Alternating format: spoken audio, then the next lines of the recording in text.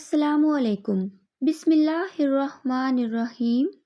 ناظرین، حضرت یعقوب علیہ السلام کے بیٹے، حضرت اسحاق علیہ السلام کے پوتے اور حضرت ابراہیم علیہ السلام کے پڑپوتے کا واقعہ ایسا ہے کہ جسے قرآن مجید میں احسن القصص کہا گیا ہے۔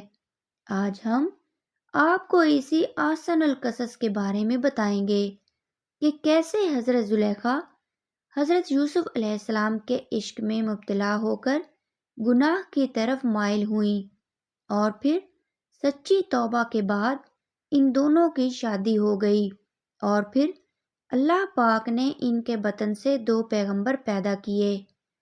ان کی شادی کا قصہ جو کہ ویڈیو کے آخر میں بیان کیا جائے گا، ایک بہت ہی نرالا قصہ ہے۔ ویڈیو کو مکمل دیکھیے گا۔ رائل جو کہ تاریخی کتابوں میں زلیخا کے نام سے مشہور ہوئیں، وہ تیموس بادشاہ کی انتہائی خوبصورت شہزادی تھیں۔ علامہ ابن کثیر لکھتے ہیں 9 سال کی عمر میں زلیخا کو حضرت یوسف علیہ السلام کا دیدار خواب میں ہوتا ہے۔ وہ اسی وقت ان کی دیوانی ہو جاتی ہیں۔ کچھ سالوں بعد ان کو حضرت یوسف علیہ السلام دوبارہ خواب میں عزیز مصر کے روپ میں نظر آتے ہیں، اور زلیخا بی بی کی قسمت ایسی کہ اسی سال عزیز مصر کا رشتہ ان کے لیے بھیجا جاتا ہے۔ وہ فوراً شادی کے لیے ہاں کر دیتی ہیں، لیکن وہ رشتہ اس وقت کے عزیز مصر عطفیر بن رہیب کا تھا۔ شادی کی رات ان کو پتہ چلتا ہے کہ یہ وہ لڑکا نہیں ہے جو مجھے خواب میں نظر آتا ہے۔ کچھ ہی عرصے بعد حضرت یوسف علیہ السلام مصر کے بازار میں بکنے کے لیے لائے جاتے ہیں، اور زلیخا کے شوہر عزیز مصر عطفیر بن رہیب حضرت یوسف علیہ السلام کو ان کے وزن کے برابر سونے، وزن کے برابر مشک اور ریشمی کپڑے کے خرید لیتا ہے اور گھر لے آتا ہے۔ اللہ پاک قرآن میں فرماتا ہے، مصر والوں میں سے جس نے اسے حضرت یوسف علیہ السلام خریدا تھا، اس نے اپنی بیوی سے کہا، اسے بہت عزت و احترام کے ساتھ رکھو، بہت ممکن ہے کہ ہمیں فائدہ پہنچائے یا اسے ہم اپنا بیٹا ہی بنا لیں۔ یوں ہم نے مصر کی سرزمین میں یوسف علیہ السلام کے قدم جما دیے۔ اس طرح حضرت یوسف علیہ السلام محل میں سکون سے رہنے لگے۔ جیسے ہی آپ نے جوانی کی دہلیز پر قدم رکھا تو زلیخا جو کہ پہلے ہی آپ کو خواب میں دیکھ چکی تھی، وہ آپ پر فریفتہ ہو گئی، اور جس عورت کے گھر میں تھا وہ اسے پھسلانے لگی اور دروازے بند کر لیے اور کہنے لگی، لو آؤ۔ اس حضرت یوسف علیہ السلام نے کہا، اللہ کی پناہ، وہ یعنی تیرے میاں تو میرے آقا ہیں جس نے مجھے عزت سے رکھا ہے، میں ایسا ظلم نہیں کر سکتا، بے شک ظالم نجات نہیں پاتے۔ چنانچہ زلیخا دروازے بند کر کے حضرت یوسف علیہ السلام سے اپنی خواہش پوری کرنا چاہتی تھی، لیکن حضرت یوسف علیہ السلام دروازے کی طرف بھاگے اور دروازے اللہ کے حکم سے کھلتے گئے۔ زلیخا نے حضرت یوسف علیہ السلام کو بھاگتے ہوئے پیچھے سے پکڑا، جس سے ان کی قمیض پیچھے سے پھٹ گئی۔ یہ سب باتیں آپ نے سن رکھی ہوں گی، اس لیے واقعہ کو مختصر کرتے ہیں کہ عزیز مصر نے جب حضرت یوسف علیہ السلام کو یوں بند کمرے سے نکلتے دیکھا تو زلیخا نے شور مچایا کہ یوسف علیہ السلام میرے ساتھ بدکاری کرنا چاہتا تھا، اور بولی، جو شخص تیری بیوی کے ساتھ برا ارادہ کرے تو بس اس کی سزا یہی ہے کہ اسے قید کر دیا جائے اور اسے کوئی دردناک سزا دی جائے۔ حضرت یوسف علیہ السلام بولے، یہی مجھے اپنی نفسانی خواہشات پوری کرنے پر مجبور کر رہی تھی۔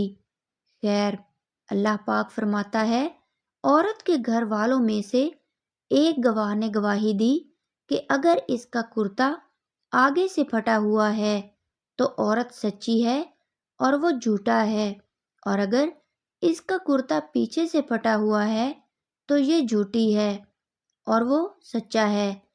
جب اس یوسف علیہ السلام کا کرتا دیکھا تو وہ پیچھے سے پھٹا تھا، تب اس نے زلیخا سے کہا کہ یہ تمہارا فریب ہے، اور کچھ شک نہیں کہ تم عورتوں کے فریب بڑے ہوتے ہیں۔ پھر اس نے کہا، یوسف اس بات کا خیال نہ کر، اور زلیخا تو اپنے گناہ کی بخشش مانگ، بے شک خطا تیری ہی ہے۔ واقعہ بہت مشہور ہو گیا، شہر کی تمام عورتیں زلیخا کو لعن طعن کرنے لگیں کہ اپنے غلام کے عشق میں ہی مبتلا ہو گئی ہے، اور عورتوں نے شہر میں چرچا کیا کہ عزیز کی عورت اپنے غلام کو چاہتی ہے، اس کی محبت میں فریفتہ ہو گئی ہے، ہم تو اسے صریح غلطی پر دیکھتے ہیں۔ زلیخا نے تنگ آ کر ایک دن تمام عورتوں کی دعوت کی اور سب کو پھل تراشنے کے لیے پکڑا دیے، اور ساتھ ہی حضرت یوسف علیہ السلام کو ان کے سامنے سے گزرنے کو کہا۔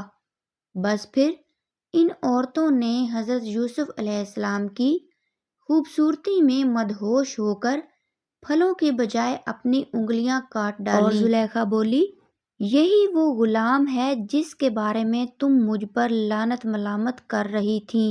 میں نے ہر چند اس سے اپنا مطلب حاصل کرنا چاہا، لیکن اس نے اپنے آپ کو روک لیا، اور جو کچھ میں کہہ رہی ہوں، اگر یہ وہ کام نہ کرے گا تو قید کر دیا جائے گا اور رسوا ہوگا۔ خیر، زلیخا کے منت سماجت کرنے پر کہ میری بیوی کی عزت پورے شہر میں داؤ پر لگ گئی، عزیز مصر نے حضرت یوسف علیہ السلام کو قید میں ڈال دیا۔ پھر 7 سال بعد ایک انتہائی عجیب و غریب عزیز مصر کے خواب کی تعبیر بتانے پر حضرت یوسف کو رہائی مل گئی۔ عزیز مصر اپنی وفات سے پہلے ہی تمام اختیارات حضرت یوسف علیہ السلام کے ہاتھ کر دیے، چنانچہ اس کی وفات کے بعد ریان بن ولید نے حضرت یوسف علیہ السلام کو ہی عزیز مصر بنا دیا۔ چلیے اب چلتے ہیں کہ اس بات کی طرف کہ ان دونوں کی شادی کیسے ہوئی۔ عزیز مصر کی وفات کے بعد زلیخا تنگ دست و محتاج ہو چکی تھی اور آنکھوں کی بینائی بھی چلی گئی تھی، تو کسی نے انہیں مشورہ دیا کہ اگر آپ حضرت یوسف علیہ السلام، جو کہ اب شاہ مصر بھی ہیں، ان سے اپنا معاملہ ذکر کریں تو ہو سکتا ہے کہ وہ آپ پر رحم کریں اور آپ کی مدد فرما کر آپ کو غنی کر دیں، کیونکہ آپ نے بھی ان کا خیال رکھا تھا اور ان کو عزت دی تھی۔ اس پر جب کسی نے انہیں یہ کہا، ایسا نہ کیجیے گا، ہو سکتا ہے کہ ان کو آپ کا وہ سلوک یاد آ جائے جب آپ نے ان پر الزام لگایا تو انہیں کافی تکالیف کا سامنا کرنا پڑا تھا، اور وہ بھی آپ کے ساتھ ویسا ہی کریں جیسا آپ کی وجہ سے ان کے ساتھ ہوا۔ تو فرمانے لگی، میں ان کی بردباری اور کرم نوازی کو جانتی ہوں۔ چنانچہ آپ حضرت یوسف علیہ السلام کی گزرگاہ میں ایک ٹیلے پر بیٹھ کر ان کا انتظار کرنے لگیں۔ جب آپ قوم کے تقریباً 1,00,000 معزز لوگوں اور وزیروں مشیروں کے ساتھ نکلے اور بی بی زلیخا نے حضرت یوسف علیہ السلام کی خوشبو محسوس کی تو آپ کھڑی ہوئیں اور آواز دی، پاکی ہے اس کے لیے جس نے معصیت کے سبب بادشاہ کو غلام اور اطاعت کے سبب غلام کو بادشاہ بنا دیا۔ آپ نے پوچھا، تم کون ہو؟ عرض کی، میں وہی ہوں جو آپ کی خدمت خود کرتی تھی، آپ کے بالوں میں اپنے ہاتھ سے کنگھی کرتی تھی، آپ کے رہنے کی جگہ کی خود صفائی کرتی تھی۔ مجھے میرے کیے کی سزا مل چکی، میری قوت ختم ہو گئی، میرا مال ضائع ہو گیا، میری آنکھوں کی روشنی ختم ہو گئی، اور میں لوگوں سے سوال کرنے پر مجبور ہو گئی ہوں۔ پہلے مصر کے لوگ میری نعمت کو دیکھ کر رشک کرتے تھے، اور اب میں اس سے محروم ہو چکی ہوں، کیونکہ فساد کرنے والوں کی یہی سزا ہے۔ یہ سن کر حضرت یوسف علیہ السلام بہت زیادہ روئے اور زلیخا سے فرمایا، کیا تیرے دل میں میری محبت میں سے کچھ باقی ہے؟ آپ نے عرض کی، جی ہاں، اس کی قسم جس نے حضرت ابراہیم کو خلیل بنایا، مجھے آپ کی طرف دیکھنا زمین بھر سونا چاندی ملنے سے زیادہ محبوب ہے۔ آپ وہاں سے چلے گئے اور حضرت زلیخا کی طرف پیغام بھیجا، اگر تمہاری رضامندی ہو تو ہم تم سے نکاح کر لیں، اور اگر تم شادی شدہ ہو تو تمہیں غنی کر دیں۔ آپ نے حضرت یوسف علیہ السلام کے پیغام لانے والے سے کہا، میں جانتی ہوں کہ وہ مجھ سے مذاق کر رہے ہیں، کیونکہ میری جوانی اور حسن و جمال کے وقت تو انہوں نے میری طرف توجہ نہیں دی، اور اب جب کہ میں بوڑھی اندھی اور فقیر ہوں تو وہ مجھے کیسے قبول کر سکتے ہیں؟ بہرحال حضرت یوسف علیہ السلام نے ان سے نکاح کر لیا اور ان کے پاس آئے، پھر نماز پڑھی اور اللہ پاک سے اس کے اسم اعظم کے وسیلہ سے دعا کی، تو اللہ پاک نے حضرت زلیخا رحمۃ اللہ علیہ کا حسن و جمال، بصارت اور جوانی لوٹا دی۔ نکاح کے وقت آپ باقرہ تھیں اور آپ سے افراہیم بن یوسف اور منشا بن یوسف پیدا ہوئے۔ یہاں پر امام قرطبی الجامع الحکام القرآن اور زمشری الکشاف پر لکھتے ہیں کہ مصر کے بادشاہ نے عزیز مصر کی وفات کے بعد زلیخا کی شادی حضرت یوسف علیہ السلام سے کر دی۔ حضرت یوسف علیہ السلام نے شادی کی رات حضرت زلیخا سے کہا، کیا یہ اس سے بہتر نہیں ہے جو تم چاہتی تھی؟ وہ کہنے لگی، اے یوسف، مجھے ملامت نہ کریں، میں حسین و جمیل نازوں میں پلی تھی، اور میرا شوہر بھی ایسا تھا کہ جو عورتوں کے پاس نہیں آتا تھا، یعنی نامرد تھا، اور اللہ نے آپ کو وہ حسن دیا تھا کہ میرا نفس مجھ پر غالب آ گیا تھا۔ امام فخر الدین رازی لکھتے ہیں کہ یوسف علیہ السلام حد درجہ حسین و جمیل تھے۔ جب اس بی بی نے آپ کو دیکھا تو آس لگا بیٹھی۔ یہ بھی کہا جاتا ہے کہ ان کا خاوند نامرد تھا، جس کی وجہ سے آپ باقرہ تھیں۔ حافظ ابن کثیر لکھتے ہیں کہ عزیز مصر کی وفات کے بعد جو عورتوں کے پاس نہیں جاتا تھا، حضرت یوسف علیہ السلام کی شادی حضرت زلیخا سے مصر کے بادشاہ نے کروا دی، جس سے حضرت یوسف کے 2 بیٹے پیدا ہوئے۔ اسی طرح علامہ ابو لیث نصر بن محمد سمرقندی لکھتے ہیں، زلیخا کا خاوند مر گیا۔ ایک دن وہ سرے راہ بیٹھی تھی کہ یوسف علیہ السلام کا اپنے خدام واشم کے ساتھ اس پر گزر ہوا۔ زلیخا بولی، سب تعریفیں اس خدا کے لیے جس نے ایک غلام کو اپنی عبادت کے بدلے بادشاہ بنا دیا، اور بادشاہ کو اس کی نافرمانی کے بدلے غلام بنا دیا، اور یوسف علیہ السلام نے ان سے شادی کی اور انہیں کنواری پایا۔ شادی سے پہلے چونکہ آپ ایمان لا چکی تھیں، تو اس لیے شادی کی پہلی رات سے ہی عبادت خداوندی میں خود کو غرق کر لیا، اور اللہ پاک کا حکم آنے کے بعد ہی حق زوجیت ادا ہوا۔ حضرت یوسف علیہ السلام کو بادشاہت عطا فرمائی تو حضرت یوسف علیہ السلام کے سوتیلے بھائی بنیامین کی رہائی کے لیے گئے، تو حضرت یوسف علیہ السلام نے حضرت یعقوب علیہ السلام کا پیغام پہنچایا۔ جب حضرت یوسف علیہ السلام نے اپنے والد گرامی کا لکھا ہوا خط پڑھا تو آنکھوں میں آنسو آ گئے تھے۔ اس خط کو پڑھنے کے بعد حضرت یوسف علیہ السلام نے اپنے سب بھائیوں کو آگاہ کیا کہ میں آپ کا بھائی ہوں، جس کو آپ بچپن میں کنویں میں پھینک کر گئے تھے۔ حضرت یوسف علیہ السلام کی زبان سے یہ بات سن کر انہوں نے اپنی غلطی کی معافی مانگی، اور حضرت یوسف علیہ السلام نے ان سب کو معاف کر دیا۔ اپنے بھائیوں کو حضرت یوسف علیہ السلام نے اپنی قمیض دی کہ میری قمیض ابا جان کے چہرے مبارک پر ڈالنا تو ان کی آنکھوں کی بینائی واپس آ جائے گی۔ جب ہمارے بابا کی بینائی واپس آ جائے گی تو آپ سب گھر والے میرے پاس مصر میں تشریف لے آنا۔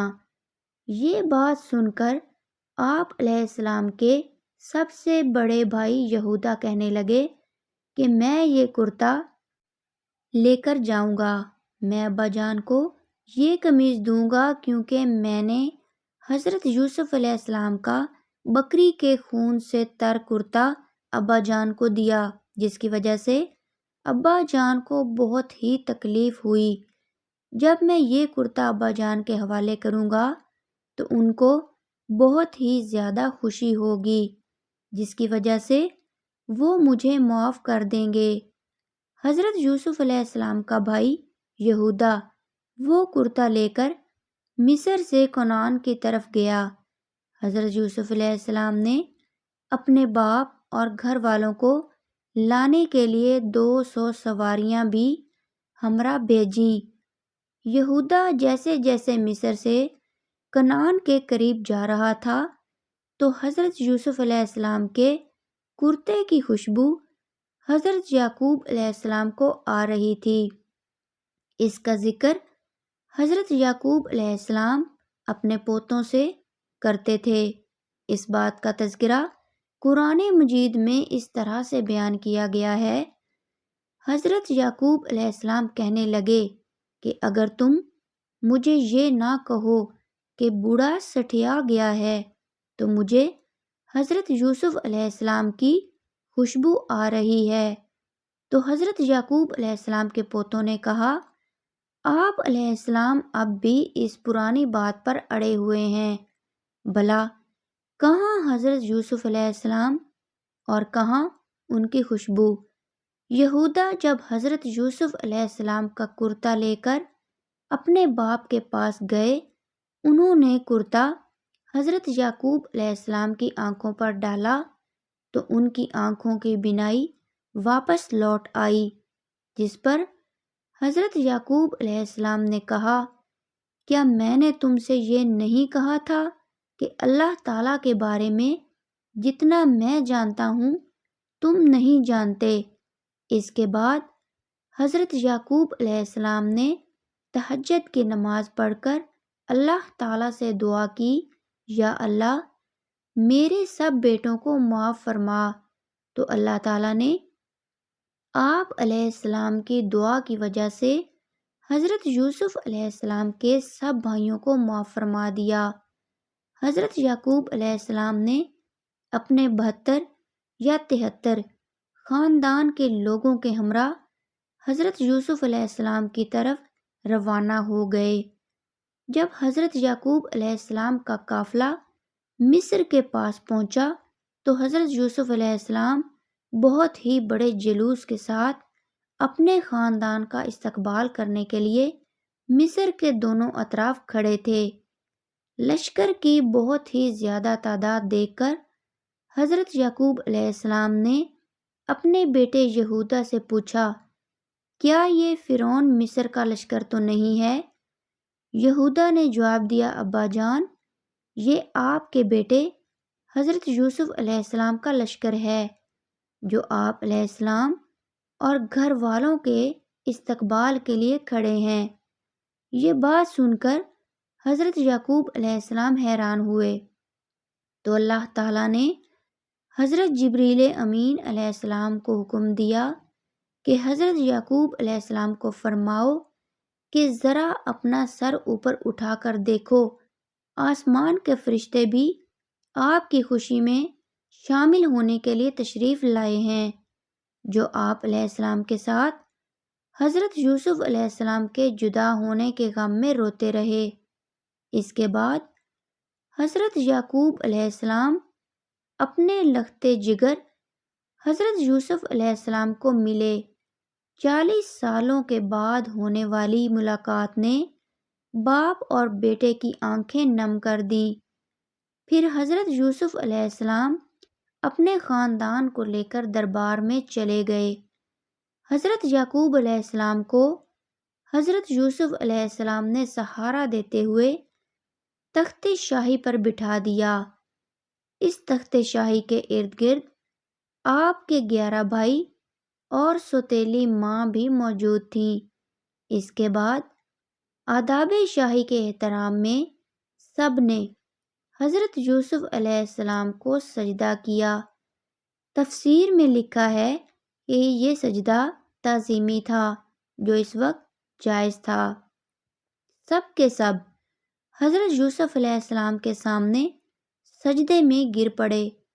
حضرت یوسف علیہ السلام نے اپنے والد محترم سے فرمایا، ابا جان، یہ میرے پہلے خواب کی تعبیر ہے۔ بے شک اللہ تعالیٰ نے مجھ پر بڑا احسان کیا ہے۔ بے شک اللہ تعالیٰ نے مجھے قید سے نکالا، آپ سب کو گاؤں سے لا کر مجھ سے ملاقات کرا دی۔ بے شک اللہ تعالیٰ بہت ہی مہربان ہے، جو چاہتا ہے وہ کر گزرتا ہے۔ یعنی کہ میرے 11 بھائی ستارے ہیں اور میرا والد سورج اور میری والدہ چاند ہیں۔ یہ سب مجھے سجدہ کر رہے ہیں۔ مصر کا بادشاہ حضرت یوسف علیہ السلام پر ایمان لے آیا۔ اس نے ساری بادشاہت حضرت یوسف علیہ السلام کے سپرد کر دی، اس لیے بنی اسرائیل کو یہاں حکومت مل گئی اور وہ مصر میں آباد ہو گئے۔ حضرت یعقوب علیہ السلام نے اپنی باقی کی زندگی حضرت یوسف علیہ السلام کے ساتھ خوش و خرم سے گزاری۔ حضرت یعقوب علیہ السلام تقریباً 24 سال تک مصر میں رہے۔ مصر میں ہی حضرت یعقوب علیہ السلام نے وفات پائی تو حضرت یوسف علیہ السلام نے حضرت یعقوب علیہ السلام کو حضرت ابراہیم علیہ السلام اور حضرت سعد علیہ السلام کے ساتھ دفن کر دیا۔ پھر جب حضرت یوسف علیہ السلام وفات پا گئے تو وہاں مصر کے لوگوں میں لڑائی پڑ گئی۔ ہر کوئی چاہتا تھا کہ حضرت یوسف علیہ السلام کو ان کے علاقے میں دفن کیا جائے تاکہ برکت اور رحمت ان کے محلے پر قائم رہے۔ پھر مصر کے علماء نے بیٹھ کر یہ فیصلہ کیا کہ حضرت یوسف علیہ السلام کے جسم کو سنگ مرمر کے تابوت میں ڈال کر دریائے نیل میں ڈال دیا جائے، جس سے دریا کا پانی قبر کو چھو کر گزر کر سارے گھروں میں پہنچ جایا کرے گا اور آپ کی رحمت ہر گھر میں قائم رہے۔ تب ہی حضرت یوسف علیہ السلام کو دریائے نیل کے بیچ میں تدفین کر دیا گیا۔ لیکن حضرت یوسف علیہ السلام نے مرنے سے پہلے یہ وصیت کی کہ مجھے حضرت جبریل امین علیہ السلام نے خبر دی ہے کہ میری آنے والی نسلیں یہاں سے ہجرت کر جائیں گی اور میرے لوگ میرے تابوت کو نکال کر یہاں سے لے جائیں گے اور مجھے پھر میرے باپ دادا اور پردادا کے ساتھ دفن کر دیا جائے۔ اللہ تعالی ہمیں نیک کاروں میں شامل فرمائے اور ہمارا خاتمہ ایمان پر فرمائے، آمین ثم آمین۔ ناظرین، کمنٹ باکس میں اللہ تعالیٰ کے 99 ناموں میں سے ایک نام ضرور ٹائپ کیجیے گا۔ شکریہ۔ اللہ حافظ۔